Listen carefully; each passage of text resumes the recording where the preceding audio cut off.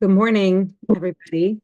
We're so grateful that you could join us this morning. I'm Rabbanit Atara Ice, and this is not the way that we intended to meet this morning. We intended to meet in our beautiful Beit Midrash in order to learn Torah and honor the memory of Mali Sherman, Zichrona Livracha. We are still honoring Mali's memory, and we acknowledge her children, Lainey Klein, Sorel Ezekovitz, and Moshe Sherman.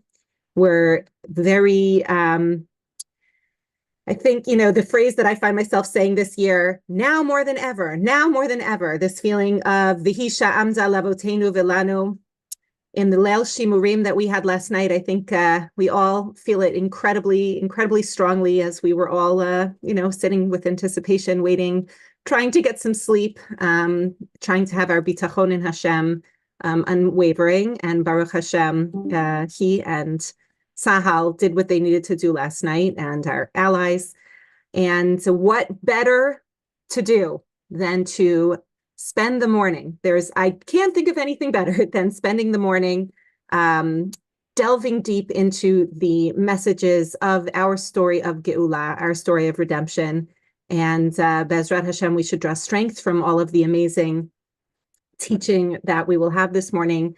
It is truly an honor to introduce our first speaker, Rabbanit Neima Novetsky.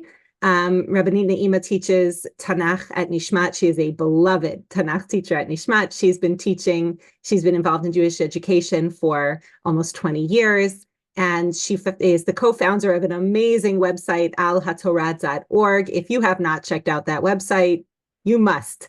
Not during her shiur. During her shiur, you should focus.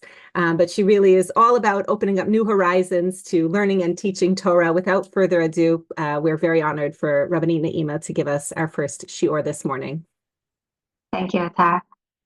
Boker Tov, everybody. I want to start and open with a quote by Professor Yitzchak Hyman, who, amongst other things, delved into Midrash. And he says, the discipline of history asks, what were the political, economic, and religious factors that led Egypt to persecute Israel and enslave them? Midrash asks, what is the reason that Israel is forever persecuted and enslaved amongst the nations? That's the question that I want to explore together with you over the next hour. I think one of the most fundamental questions that comes out of the story of the Exodus that we talk about on Leil HaSeder is, why was the Egyptian exile and bondage necessary? We spend Leil HaSeder praising Hashem for taking us out. Yet why did he ordain that we have to be enslaved to begin with? Already in Brit Bin Habitarim, he tells Abraham, Yadoa teda ki ger yeh zaracha be'eretz lo lahem. You shall surely know that your children are going to be foreigners in a land that's not theirs. And they'll be oppressed and enslaved for 400 years. The fact that Hashem already tells this to Avram implies that somehow, for some reason, the oppression and enslavement in Egypt was part of the divine plan for the history of Am Yisrael. And we question, but why? I think often in Tanakh, large-scale suffering is often due to sin. We see that throughout Tanakh. The people sin, there's this big plague, people do chet egel, tons of people die, etc. Yet, Tanakh does not explicitly, at least, attribute the Egyptian bondage to any sin. And this leads commentators throughout the ages to question, well, then why was it necessary? Why did Hashem think that this event was needed for Am Yisrael? As our commentators explore the question, they often turn to a related question, what I might call the Bechol Dor Vador question, where they ask not just why was the Egyptian bondage necessary, but as we saw in the quote from Rabbi Yitzchak Hyman, or Professor Hyman, why Bechol Dor Vador Omdim Aleinu Lechalotinu? Why is it that in every generation, people try to exterminate, to persecute us? And just to share my screen for a second, in the words of Moshe in the Midrash of Tanhuma, Haya Moshe Omer Lefnei Kadosh Baruch Hu, Ribono Shel Olam, Mipnei Ma Zot Haoma Mishtabedet, Moshe turns to Hashem and he says, Master of the world, why is it that this nation is always enslaved? There's 70 different nations in the world. But only this nation is consistently persecuted. And our commentators, in exploring the question, often draw on their own experiences in exile, their own experiences with persecution, in order to shed light on what was going on in Egypt, and vice versa. They take the story of Egypt in order to shed light on the persecutions of their own time. So for the next hour or so, we're going to explore this question through the prism of tons of Mefarshim, who take two main approaches to our question. The first approach is that despite the fact that in the text itself, there's no explicit sin connected and that is attributed to the nation for which they're being punished, commentators nonetheless suggest we need to find one.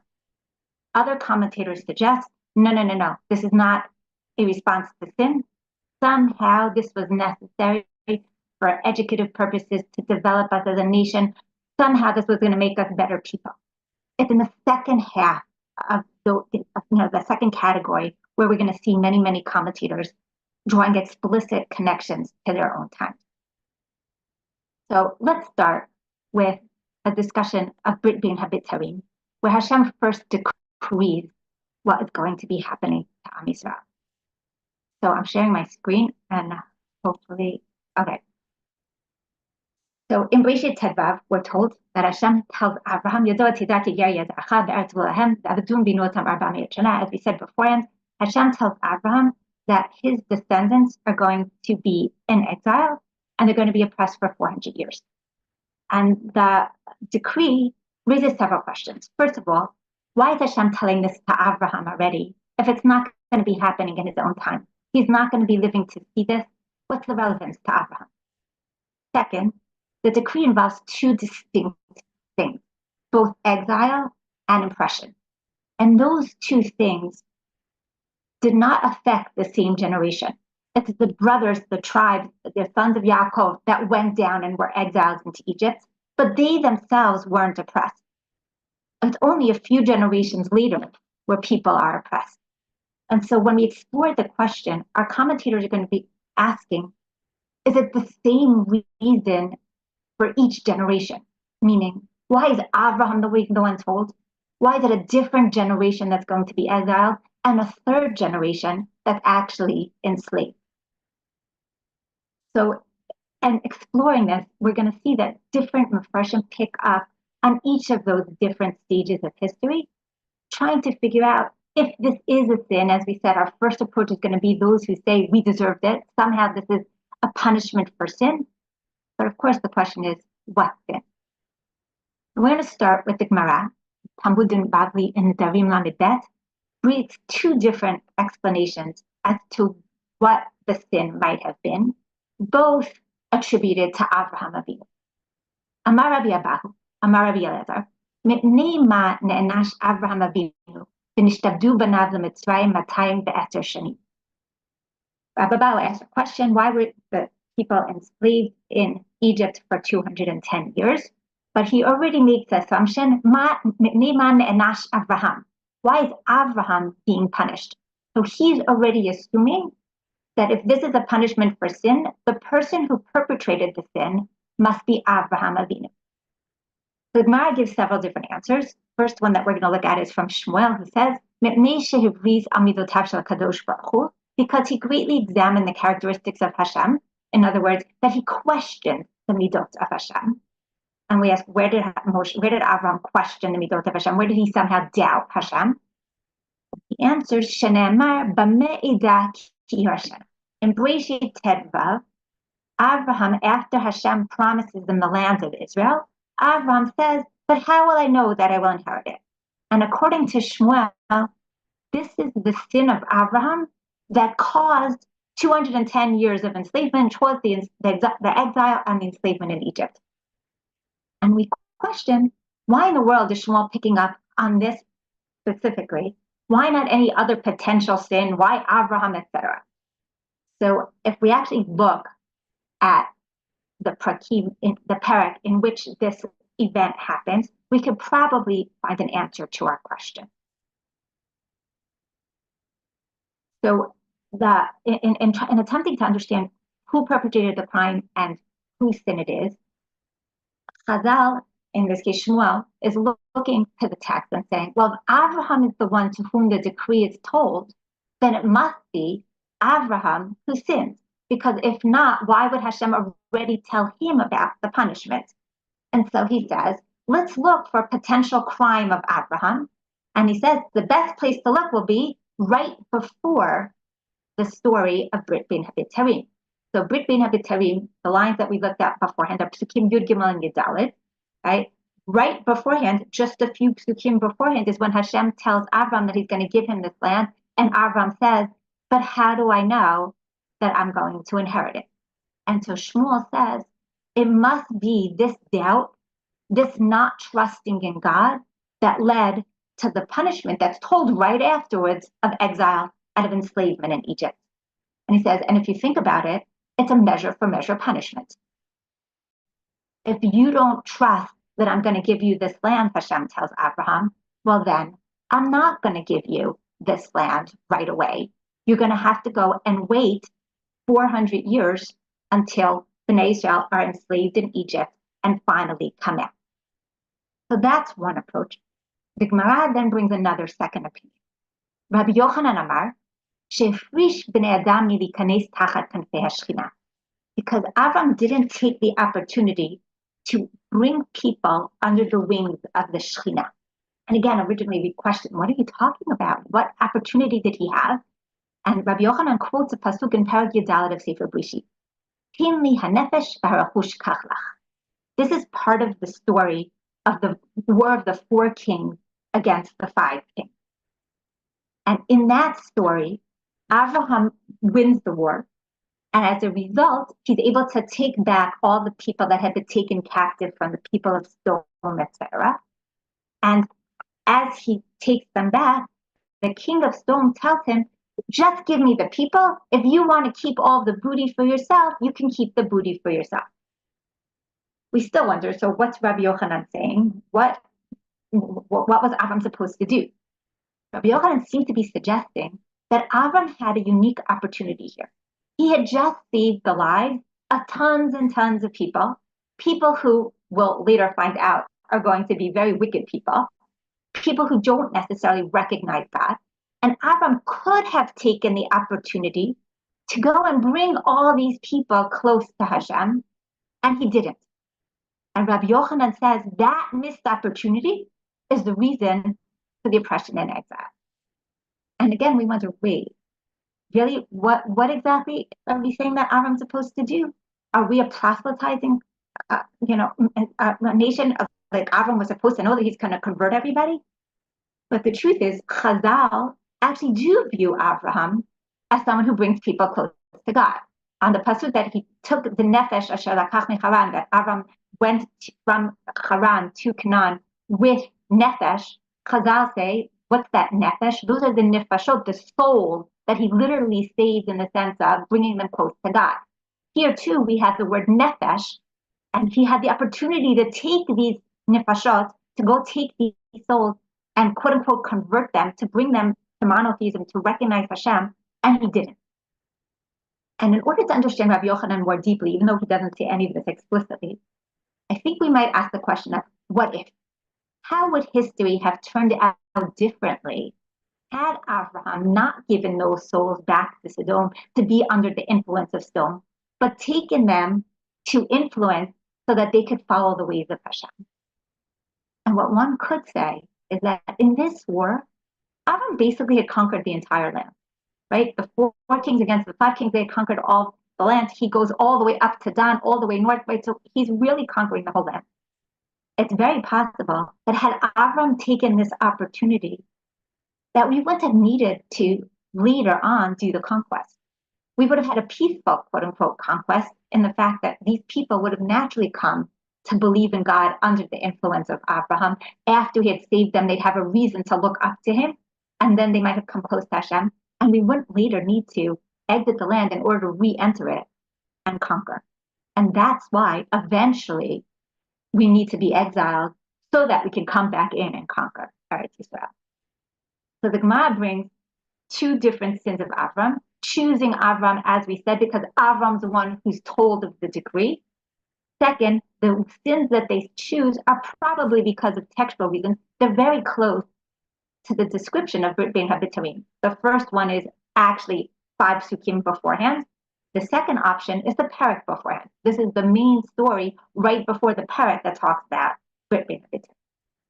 There's one third commentator who also faults Abraham, but for a totally different crime, and that is Ramban. Ramban and Breshit Yud Bet suggest that the sin that Avram committed that led to the oppression and enslavement in Egypt was Avram's actions in the face of famine in Breshit Yud Bet. Right after Hashem tells Abraham, Lach lecha, come to Eretz Yisrael, Hashem brings a famine, and Avram decides that he's going to leave Eretz Yisrael to go to Mitzrayim because of the famine. And in the course of the story, he tells Sarah to go and pretend that she's his sister so that he won't be killed, and instead she's going to be taken. And Ramban suggests that both these actions, his leaving of Eretz Yisrael to go to Mitzrayim and his abandoning of Sarah, both exhibit a lack of faith in Hashem, and both are worthy of punishment. Okay? Ramban here is somewhat unique in reading Avram as blameworthy in this story. Most other commentators say, no, going down for famine, out of the land for famine is not a problem. You have to go and look after yourself after all, etc. Ramban, though, probably for two reasons. One, because Ramban is a major lover of Eretz Yisrael, and he can't imagine if Hashem told you, Lech lecha, Hashem tells you, go to Eretz Yisrael, Avram's going to leave because of meager little famine. Avram should have trusted in Hashem. Second, Ramban is a very believer in hashgacha pratit, in miracles, and he suggests, yes, Avram could have relied on a miracle. Other commentators might say, no, we don't rely on miracles, but Ramban's not of that philosophy. He says Avram could have and should have. And because he didn't, because he left Egypt due to famine, because he abandoned his wife, it was decreed upon him that his descendants are going to be exiled. And just looking at the second paragraph there, B'daki Avram Avinu chatachit gadol b'shgaga shevi ishto hatzadeket b'machshol avon mipnei pachdo and yargehu. Avram did a very big sin accidentally, unintentionally, that he brought his wife into danger because of the fear that he should be killed. He should have trusted in Hashem, that he would have been saved, he and his wife. After all, Hashem has the strength to save and to help. Even his leaving of the land itself was a sin. Hashem could have saved him and would have saved him from death.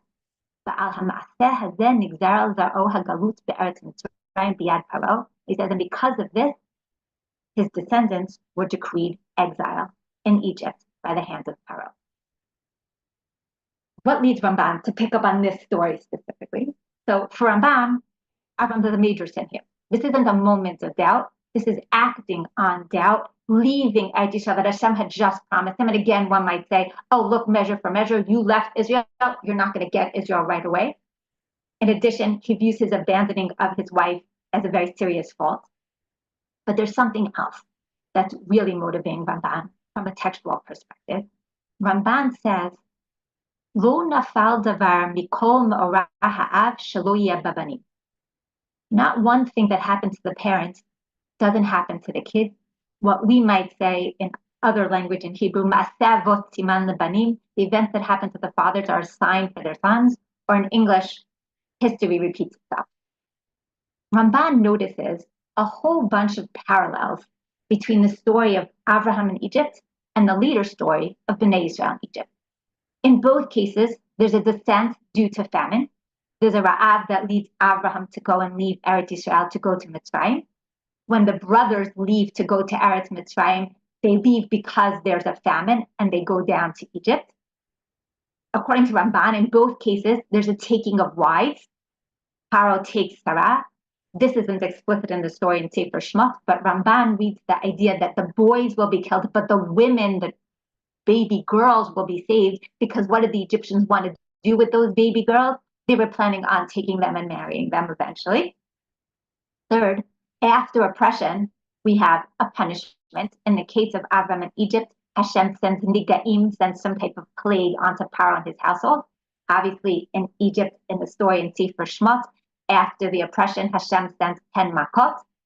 Finally, in both cases, as Hashem said in Brit Bein HaBetzarim, that we're going to end up leaving Berachush Gadol, Avram in Egypt is given a lot of wealth from Pharaoh when he had taken Sarah. Bnei Israel leave Egypt with a lot of wealth after they go and borrow or ask for the various silver and gold vessels from their Egyptian neighbors.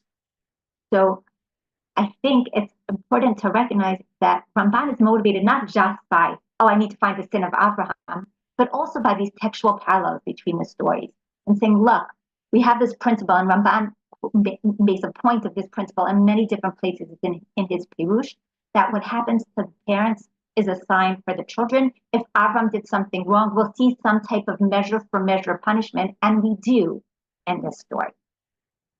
So we have three different ways of looking at a potential sin, all attributed to Avram. The reason, as we said before, that it's being attributed to Avram is likely because Avram is the one who's told of the decree. Each one finds a story that happens before the decree in which one could potentially attribute a sin to Abraham. Yet many other commentators question this approach. First, were any of these actions really problematic? Was it really problematic that Avram might have a moment of doubt and ask, Vamei Dakiyosh? And is that even a doubt, or is he just asking practically, how do I know? When Avram doesn't take the nefesh of stone, is that necessarily a sin? Or is that Avram saying, they don't belong to me, I'm giving them back to you? And in the story of Perek Yud Bet, is it really wrong to leave Israel if there's a famine? Or are we supposed to go and look after ourselves and put in our own hishtadlut and not necessarily wait for a miracle? And even if one says that these are all sins, is the punishment proportionate to the crime? Was Avram's sin so great that it really merited 400 years of enslavement, 400 years of exile and oppression? Finally, one last question, and this might be the major one for many people. If Abraham is the one sin, why is he the only one who didn't actually suffer? He didn't go into exile. He's not enslaved. It's only 2 generations later that someone goes into exile. Only several generations later that people are actually enslaved. For this reason, other commentators who still assume that somehow this must be sin and punishment suggest that it must not be Abraham's sin, but someone else. And that brings us to the Rabbanit. Rabbanit suggests it's not Abraham who sinned. We're going to look for someone who sinned. We should look at who's punished. And he says, who's punished? It's Yaakov's sons who are brought down to Egypt. They must be the ones who did something wrong. And he suggests, and if we're going to look for a sin of Yaakov's sons, it's not so hard to find one. Here, at least, we can all agree that when Yaakov's sons sold Yosef into slavery, that was somewhat problematic. And not just a little problematic, but as he says, they went and they sinned a great sin in their baseless hatred of Yosef, and in their trying to kill him, and in their sending him into the pit, and then obviously finally selling him into slavery. And we know that the punishment for kidnapping in Torah is a capital crime. It is not something that we say it's just a minor sin. This is something that's major. He says, and if it's something that's major, then it is perhaps a proportionate punishment. P2 suggests, and it's a measure for measure punishment. So just to look at a visual to highlight this. Okay. Rabbanit points out, if the sin of the brothers was that they sold Yosef into slavery to Egypt, the measure for measure punishment is that the tribes are later going to be enslaved by the Egyptians. If it's the brothers who lead Yosef to Egypt, it's Yosef who brings the brothers to Egypt, measure for measure. The brothers try to throw Yosef into a pit. Later, the Israelite baby boys are going to be thrown into the Nile. The brothers plotted all that they did while they were shepherding their sheep. It's a nation that is sheep worshippers that ends up enslaving Israel. Finally, the brothers had used a bloody goat to act as a cover-up, and so later on, the Pesach, a bloodied sheep, is going to serve as atonement. So here too, Abarbanel notes textual hints that might connect the two stories, suggesting, look, the enslavement and exile in Egypt are measure for measure punishment for what the brothers did to Yosef. And he suggests that makes a lot of sense then, that if we're going to be looking for a crime, we should put it on the brothers. This approach too, though, is not without its difficulties.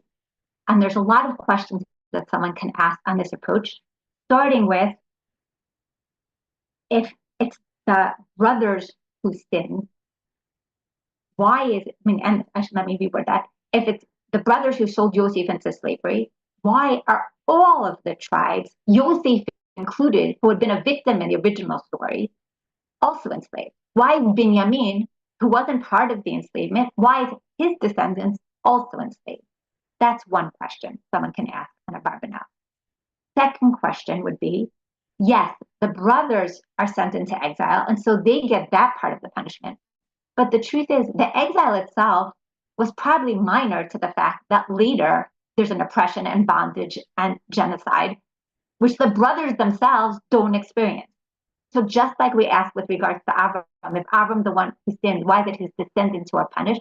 Here too, if the brothers are the ones who sin, why is it their descendants who suffer the major part of the oppression? So Abarbanel himself is cognizant of this question, and he answers it, and he says, look at the next source. He says,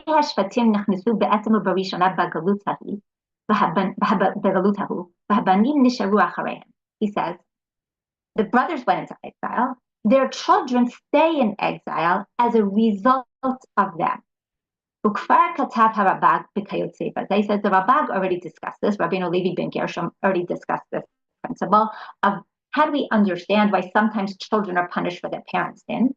And the Rabag says, he says, it's only the parents who are targeted with a punishment. In other words, in our case, the brothers, Hashem actively makes sure that they go into exile.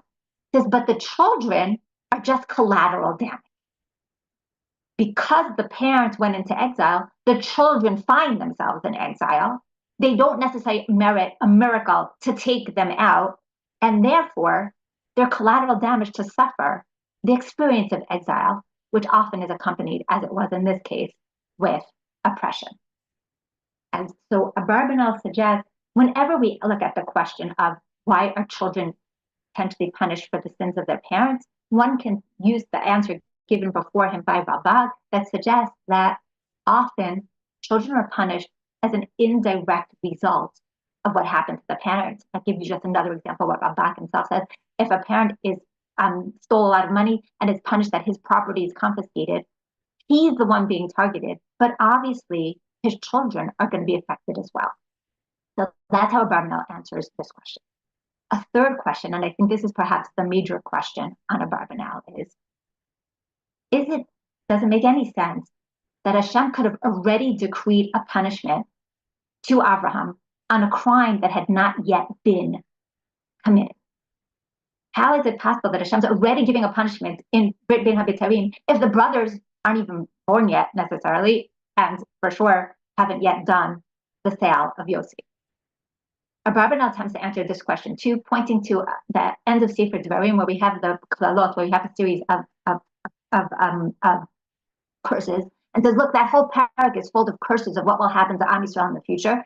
There too, we're told a decree of what will happen in the future. This is slightly difficult though, because I think most of us read that parak in Dvarim as a warning. If you do X, Y, and Z, then this will happen to you. Not that Hashem is decreeing this is going to happen, and then you're going to sin. In our case, it sounds like, at least, when Hashem is telling Abraham that his descendants are going to be in Egypt, without saying Egypt, they're going to be in a foreign land, and they're going to be exiled and oppressed, that Hashem is making a decree of what will happen in the future, not just giving a warning. It's not connected to, and if the brother sold their brother, then it seems to be an ordinance that Hashem is saying is going to happen. So those are some difficulties with Abarbanel. At the same time, there's certain advantages to what he says. There's a very clear midah keneged midah aspect. The brothers do something quite serious, and they themselves are at least the beginning of the punishment.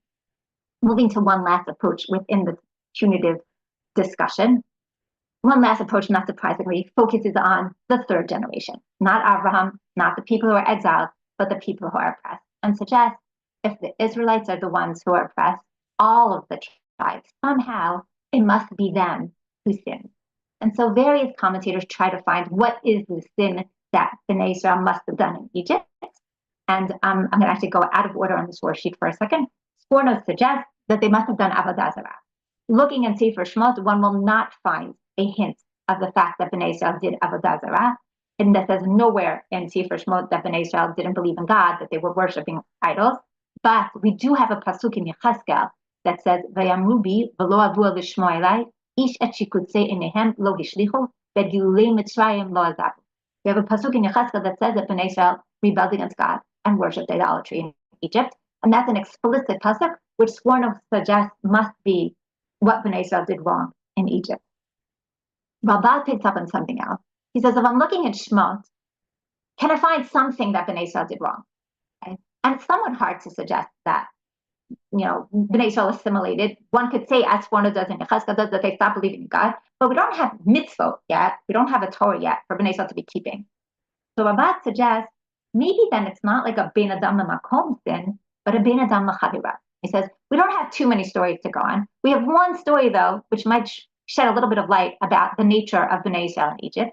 And that's the story in which Moshe views the two Israelites fighting, and they go and tell him that, and they say, are you going to kill us just like you killed the Egyptian? And then the next thing that we know is that Moshe realizes that word has spread that he has killed the Egyptian, and Rabbanit suggests, well, what's the sin of Bnei Israel and Mitzrayim? The sin of Bnei Israel and Mitzrayim is Lashon Hara, okay? Is the fact that there's rechilut and people are spreading that Moshe and tattletelling on Moshe for having killed the Egyptian, and that there's this, fighting one against the other. He says that must have been typical of what was going on in Egypt. It's the only story we have to go on, but it gives us a sense, perhaps, of the tattletelling nature of the people in Egypt.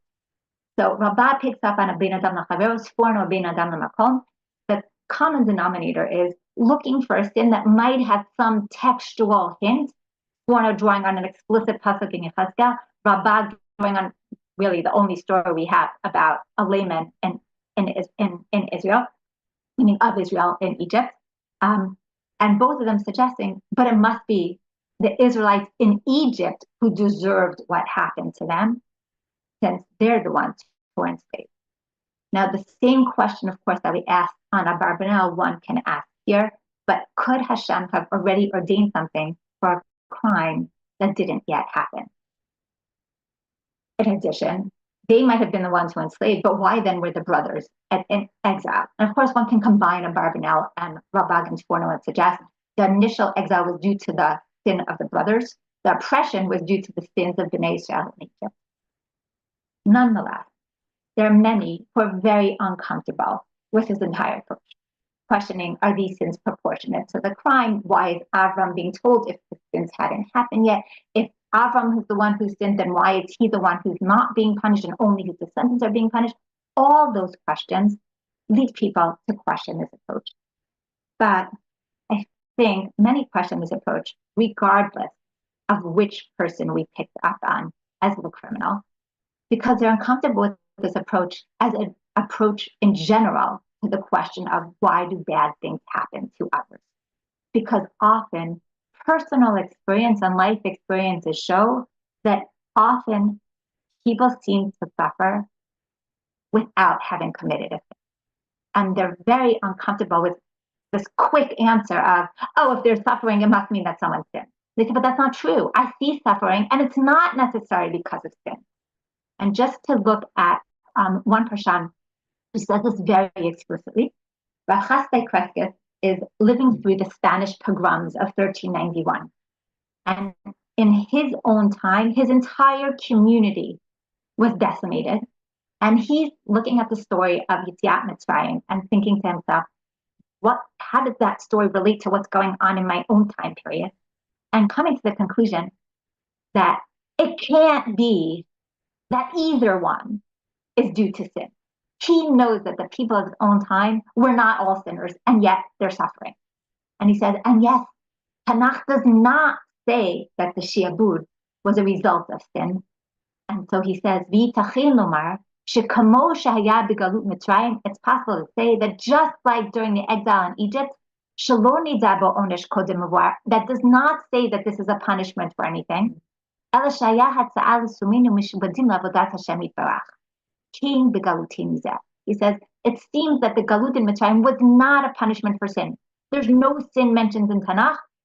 It must have been instead somehow a thing that was necessary to bring us closer to Avodat Hashem. It says, King begalutim zeh, and so too it must be in our own time. And so he looks to the story of Egypt to actually comfort the people of his time, telling them, look, suffering sometimes happens, not because you're bad, not because you deserved it, but somehow the yishurim shel ahava, their afflictions of love, meant somehow to perfect us, to bring us closer to God. And so what I want to look at for the rest of this year is several mefarshim who go in this direction, but question, so what is it that we were supposed to learn? Why was this specific type of suffering necessary in order to get to this specific goal? So Rabbah suggests something which in some ways is quite simple. He says, the reason we needed to go into exile and have the oppression was really so that the redemption can follow. The redemption, the process of the Makot in Egypt, led Bnei Israel to belief in God. And we wouldn't have been able to have that if we didn't have oppression first. Because you can't redeem someone and do good things and have them recognize God unless there's a contrast, right? When things are good, we don't say, oh, that was a miracle, unfortunately. Unfortunately, we only recognize the miracles when there's a danger. So there's a danger, and then you get saved from the danger, you come to believe in God. And so Rabbah suggests we needed to have some type of difficult experience, some type of a suffering that Hashem can redeem us from so that we could come to belief in God. And this is actually pretty rooted in the text itself. I'm going to share my screen for a second to a here. So I don't know if everyone can see. I put here all the prakim of the Makot, and I highlighted a phrase that you'll see comes up again and again in pink. I'm just going to scroll down so you can see how often it comes up throughout the prakim. Right? And each time it says, "Bezot teda ki ani Hashem, leman teda ki ein Hashem Elokeinu, leman teda ki ani Hashem b'kerev haaretz, ba'avur teda ki ein kamoni b'chol haaretz, leman teda ki la Hashem haaretz, v'yadatem ki ni Hashem," and on and on and on to the last one, leman tidun asher yafle Hashem, b'Mitzrayim u'b'Yisrael.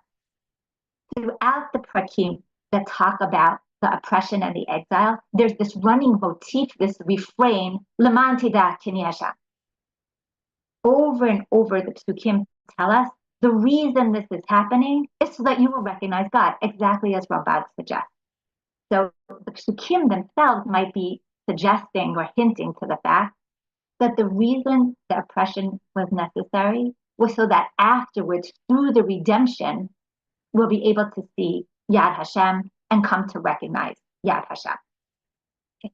And so Rabbah suggests you can't do this if you just stayed in Israel the whole time. Had we just stayed in Israel, we might have, followed Abraham, Yitzchak, and Yaakov, believed in Hashem.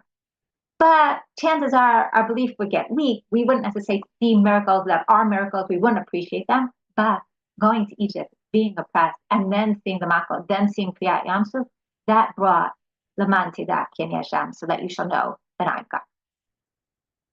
That's one way of looking at it. I'm slightly bothered by it still, because one wonders, do you still need 400 years of exile and oppression in order to recognize that? With a smaller amount of oppression, some other type of suffering needed, could we not have figured out a different way of doing miracles to lead us to believe in God without that amount of suffering? Nonetheless, I do think that there's truth in what he says. there's definitely this need of contrast between good and bad to appreciate the good, to see Yad Hashem often, even if it shouldn't. Moving from there to Nechama Leibowitz, who also suggests, if you want to know why we had this oppression and exile in Egypt, why don't you look at the psukim? And so she suggests, if you look at the different psukim, there's lots of psukim in Torah that recall Galut Mitzrayim and the Abdi, that recall the exile and the enslavement. And often these are given as a reason for keeping mitzvah. Because we have so many mitzvot that we keep, and the psukim tell us so that you should know that I am Hashem. And so I did a concordance search to be able to figure out where these psukim go. And the truth is, it's probably not the most, I guess, the best concordance search, because I'm sure that there's other languages that some could have used. But I did a search for just the Zacharta ki Eved Hayita b'Mitzrayim, right? You should remember that you shall be a slave in Egypt. So using the concordance on Alat Torah, which allows you to look at a phrase, I put in these three words, Zachar ki Eved, and I'm sure there are other psukim that, might have slightly different language that are missed, but already here you see throughout Sefer Dvarim, remember that you were a slave in Egypt, and that's why you should keep Shabbat. Okay? The Zacharta ki Eved Hayita b'Mitzrayim, and if you look inside, in context, that's in the context of how you should go and treat your slaves. Okay? And each one of these is connected to a different mitzvah. Most of the mitzvot that they're connected to have to do with empathy for the other, empathy for the disadvantaged, caring for the poor, for the widow, for the sojourner, etc. And each time, this is connected to the concept of you have to go and be kind to the other because you know what it's like to be a slave. You know what it's like to be a ger, to be a sojourner, to be a foreigner in someone else's land. You know what it's like to suffer. Therefore, ensure that you don't cause others to suffer. And so she suggests that the reason for Galut Mitzrayim was so that we can inculcate in our nation this empathy for the other, because only by feeling something and having experienced it yourself can you totally understand what the other is feeling and give them the most care and the most empathy. Someone who didn't go through it themselves can try, but they'll never get to the same degree. So I think this is a beautiful message. At the same time, I find it somewhat difficult to suggest that you needed 400 years of slavery in order to instill empathy in the nation, especially considering that even though our vote experienced it, I, living today, I'm only reading about it. And so if I'm only reading about it, do I necessarily have any more empathy than anyone else who's reading about the plight of some nation that suffered, et cetera? Yes, it's my nation that suffered, so I have a reason to care about it, but I'm talking about caring for other people regardless. So I'm not so sure that one could say that we as a nation today feel more empathetic because we lived it. Every Leil Hasider, we are supposed to reenact it and feel as if we're there. And maybe that's, sort of what Nechama Leibowitz is suggesting here, is yes, this is such a part of Am Yisrael's history. It's such a part of our Torah and mitzvot and the reason given for so many mitzvot. And Leil Hasider, you're supposed to reenact it. You should feel, because feeling it will allow you to have that caring for the other. Nonetheless, I still question whether it works that way. Nonetheless, though, I do think that Nechama Leibowitz has a really important point here. But for me, it works in the opposite direction. Meaning, for me, it doesn't really answer the question of why this was necessary. But what it does do is tell us, if you did live through this, if you did have this as part of your national history, what can you learn from it? And I think that's true for whatever suffering someone goes through in their own lives. We all have different challenges. Now, obviously, lots of us are going through hard times. What can I learn from that hard time? What can I learn from the experience? What can I take from the challenge to grow as a person, to grow as a nation, to grow as a family, etc.? And Nechama Leibowitz is telling us, Torah is telling us, take that experience of avdut to ensure that you care for other avadim. Take that experience of being disadvantaged, of being a foreigner, to make sure that you feel for others in the same situation. And of course, depending on the challenge and the suffering the thing that someone is going through. There might be different things to be learning, different things to be growing from. But the idea of looking at hard times in life as a means of growing and of developing, I think is a very, very important idea. Even if for me, it doesn't work in the opposite direction, it doesn't really necessarily explain to me why this was necessary as much as if it did happen for whatever reason it was necessary to happen, then how can I grow from? From that, I want him to move into 2 to 3 more sources who more explicitly, like Rav Preskis, bring back the experience of Egypt to their own time period. And I think perhaps to our time period as well. Rav Hirsch, in discussing this question, looks back and says to himself, what if? What if Bnei Israel had never left Israel to go down to Egypt? And he suggests, had Bnei Israel stayed in Israel, they would never have become Am Yisrael. They would never have come to believe in God as a nation of believers, but rather they would have been assimilated into the surrounding culture of Canaan. Just to read a little bit inside, he says, "Be'eretz Canaan lo hayta mishpachat Yaakov naset la'am." Had they stayed in Canaan, the family of Yaakov would never have been made into a nation. Toch kedei gidulah hayta nitnat b'svivata. He says, as they grew, they would have cultivated into their surrounding. Kedei liot la'am v'lo lehitbolel, in order to become a nation which did not assimilate, היה עליה לבוא על תוך אומה שמעצם טבעה התנגדה לתכונה היהודית, וזו הייתה מצרים.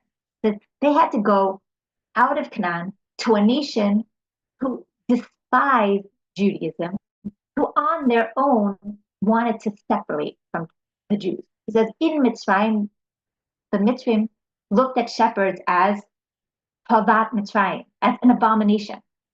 They didn't want to live with them. They wanted them to live in Goshen in their own area, away from the Egyptians. They don't eat food together. They don't eat meals together, right? Yosef is alone and his brethren are alone, not either of them with the Egyptians. According to Rav Hirsch, there was a real danger of assimilation in Canaan. Bnei Israel weren't big enough to hold their own. The brothers, and we even know some of the brothers started to marry their fellow Canaanites. And he suggests, implies that in the future that would have happened more and more. And they wouldn't have been able to be a big enough nation that could stand on their own against the cultural influences of Canaan. This, though, wasn't a problem in Egypt. In Egypt, due to their xenophobic nature, since they were against the foreigners of Canaan, they did not want to associate with the Jews. That was Hashem's antidote to potential assimilation. Bnei Israel were able to grow and thrive in Goshen with their own belief system, so that by the time we left, we were strong enough, big enough, believing enough to hold our own once we come back to Canaan. And he suggests, and this is where he brings it back to his own time, says, "Kach la'achar mikin, hakanaut shebanta et hagetaot, hi shayta kli sharet biyad Hashem, kedei laharchik otanu mikol tarbut hachata'im shel yimei habinayim." He says, throughout history, the ghettos played the same role as Goshen. Goshen was a ghetto in Egypt that had the advantage of making sure that we stuck together, that we did not connect and associate too much with the other, so that we can maintain our own identities. And he says, and this is the same thing that happens throughout history. Sometimes Hashem sends us into a ghetto to make sure that we're not going to assimilate, to make sure that we're going to be able to thrive on our own and identify on our own. Okay. Just want to contrast Rav Hirsch, and we're going to come back to Rav Hirsch in a second for a second thing that he says, with the Nitziv. So Rav Hirsch suggests that in order not to assimilate in Canaan, it was necessary to go to Egypt. Only once we were a big enough nation, had formed ourselves into a nation, identified one another with belief in God, etc., were we able to then leave Egypt. The Nitziv suggests, though, that it was the opposite. He suggests that Bnei Israel went down to Egypt, and originally Goshen was not a ghetto, but a shtetl. Bnei Israel, it was from their desire to live on their own that they went to live in Goshen. He suggests this isn't something that was imposed upon them by the Egyptians, but rather something that they wanted, because Yaakov wanted his family to live in a shtetl. They should all live with those of like-minded people who believe in Hashem, so that we won't assimilate. He says, where did problems come?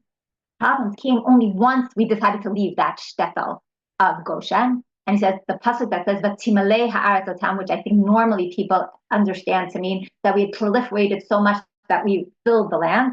He suggests that that means we left our little shtetl of Goshen to go to the rest of the land until we filled the rest of the land. And it was after the fact that we started to assimilate that led to anti-Semitism. He says, often people think that the remedy for anti-Semitism is to acculturate. People won't hate us if we're like them. And so you say, as long as I'm like the other, there won't be any anti-Semitism. It just says, no, it's the opposite. Assimilation is what leads to anti-Semitism, because anti-Semitism is Hashem's remedy for assimilation. Hashem says, if you don't want to stay in the shtetl, well, then I'm going to have them make a ghetto, and you're going to go into that ghetto, and that's going to go and save you from assimilation, because you're going to realize that they don't care that you've assimilated. A Jew is a Jew, whether or not you're taking on the actions and the dress and the culture of the people around you. He says, and that's true in Egypt. That's true in medieval times. That's true, he doesn't say this, in Nazi Germany, etc., etc. And so for him, he says, anti-Semitism is Hashem's remedy for acculturation, because it naturally curbs assimilation. It reminds you that whether or not you like it, you are Jewish.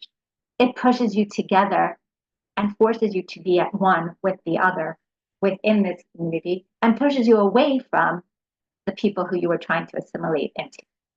And so I think Rav Hirsch and Netziv are sort of flip sides of a similar idea. And again, both of them are looking to their own time throughout history. What's the role of a shtetl? What's the role of a ghetto? What's the relationship between anti-Semitism and assimilation? Which prevents what? I want to look at one more idea connected to what we've been talking about. And this, we're going to go back to Rav Hirsch to point out one other thing. He questions, what's one of the reasons that we often find ourselves in galut, being oppressed, etc.? And he suggests that we often find ourselves in this place because of sinat chinam, because of inner problems within Am Yisrael, because of strife, brotherly jealousy between brothers, I guess I mean to say.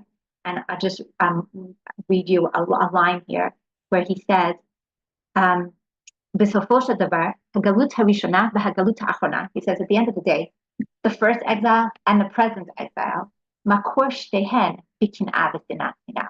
The source of both is jealousy and is baseless hatred. Is this idea that there's infighting and strife and divisions within Am Yisrael. And he says, and Hashem sometimes brings oppression and galut in order to remedy that. Not necessarily as a punishment for that, but as a remedy for that, to help us become an Am in the true sense of feeling like we're brothers caring for each other, not just in the title, oh, we're all part of Am Yisrael, because he says, look, it's the brothers' jealousy of Yosef that led to the original exile in Egypt. Throughout history, we see similar infighting. Think of the different factions during the Great Revolt against Rome, and right, left, middle, etc. You have throughout history a right and a left who don't necessarily agree. You have people who are jealous of each other. You have infighting and strife, etc. And he says, Hashem sometimes brings us oppression, and I think we've all seen this, to lead to achdut, to lead to us coming together, to recognizing that no, we're all part of one nation, and to try to inculcate in us some type of brotherly love, some type of feeling of equality, not a I'm holier than thou type of attitude from one to the other. And he says, and that naturally happens when you suffer together. And that sometimes is the reason that we need to suffer together, so that together we can go back to being an Am. And so for Rav Hirsch, all of this was necessary for a true formation of an Am, an of believers who are not assimilating, and an who also on their bein adam l'chaviro can work together and feel as one. I'm going to end with two last things. Barbanel would bring actually a whole series of different understandings of the bondage. Brings one idea, which I'm going to throw out just for thought, which suggests haderach hashishi hu derech habechira. Says another way of looking at all this is that this is all a result of our own personal choices. Says you wonder why on Leil HaSeder we thank Hashem for taking us out of the bondage of Egypt if He's the one who put us there. Says, well, the answer is no. He's not the one who put us there. Our own personal decisions. Hashem gave us free choice is what led us there. It was the brothers' decision to go and sell Yosef into slavery that set off an entire domino effect of other events that led us into Egypt. It's perhaps our own decisions in Egypt that led people to view us in a certain way, etc., and leads to the oppression. He says, look, it's very possible that the exile and the ensuing in slavery were the result of our own free choices. When did Hashem decide to intervene? Hashem intervenes not to cause it, but to save us. So that, again, I'm throwing out, it raises lots of questions about how does hashgacha work, which we don't have time to discuss at the moment, but I think it's a worthwhile thing to be thinking about. I just wanted to end with something I did not put on this worksheet, but going back to Rambag's idea of the goal is Laman Tidak Kini Hashem. Rabbi Eliezer Ashkenazi suggests that, similar to Rambag, that there's a goal of Laman Tidak Kini Hashem through both the exile and the bondage and the redemption. Not just the redemption, but the exile and bondage as well. But a goal of Laman Tidak Kini Hashem, not just for Bnei Israel, but also for all the surrounding nations. He says, perhaps Israel sometimes has to spend time in exile because Israel has a role to play there to spread ethical monotheism, to go and spread the Torah values, etc., and that sometimes that has to be outside of Israel, and sometimes that comes out zafra when we're being oppressed, and that's a message for all the other nations. But then, of course, the main point that the nations are going to eventually see is that when Hashem's merciful redemption comes, and they're able to recognize the role that we had played beforehand, and then, of course, the role that Hashem plays in the redemption, then all will come to proclaim Hashem's existence and to recognize Yad Hashem in the world. And so, going back to the very beginning of our share, which we questioned, why b'chol dor v'dor omdim aleinu lechalotinu? Of course, the end of that is Hakadosh Baruch Hu matzilenu mi'adam, that at the end of the day, Hashem saved us from His hands and from their hands, and that in Hashem saving us, in Hashem bringing miraculous redemption, and Yirat Hashem, we should all, and the world around us, come to recognition of Hashem. B'mehera b'yameinu. Thank you, everybody. Wishing everybody a wonderful Pesach and a Geula Shlema for all, and safe return of our soldiers and our hostages, and peace to all. Thank you.